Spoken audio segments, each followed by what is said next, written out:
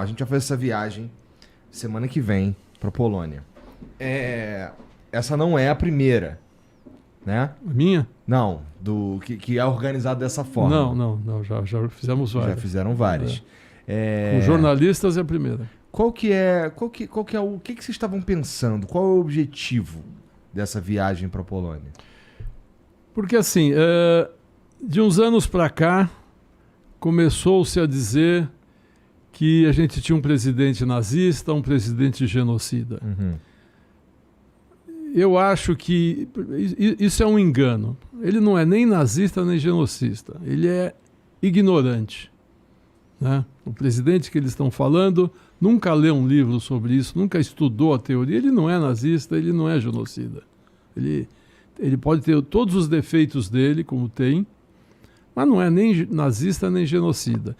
E a imprensa começou, de uns tempos para cá, dizer que tudo era genocídio, tudo era nazismo.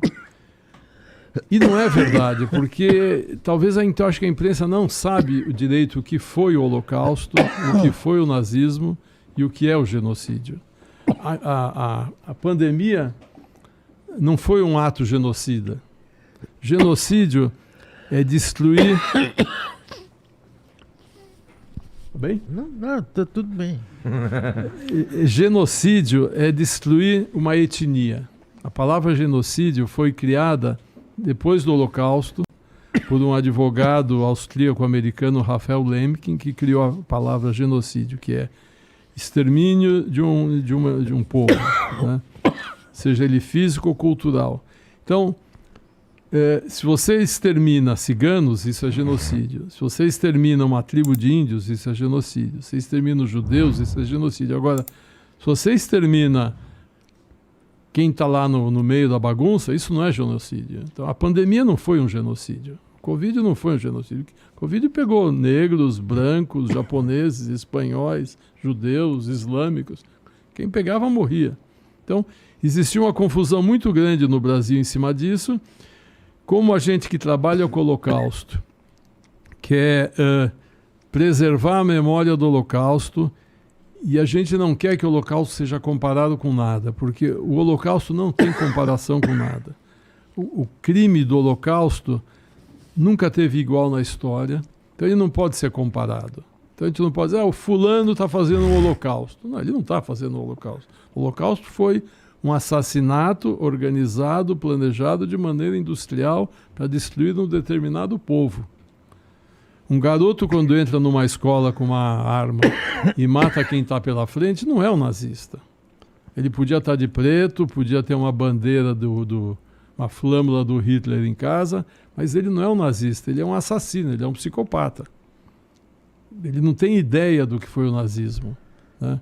E aí começa, não, porque o garoto entrou na escola e era um neonazista. Se você pegar aquele garoto, não consegue conversar com ele porque ele foi morto ou se matou. O que é o nazismo? Ele não vai saber dizer o que é.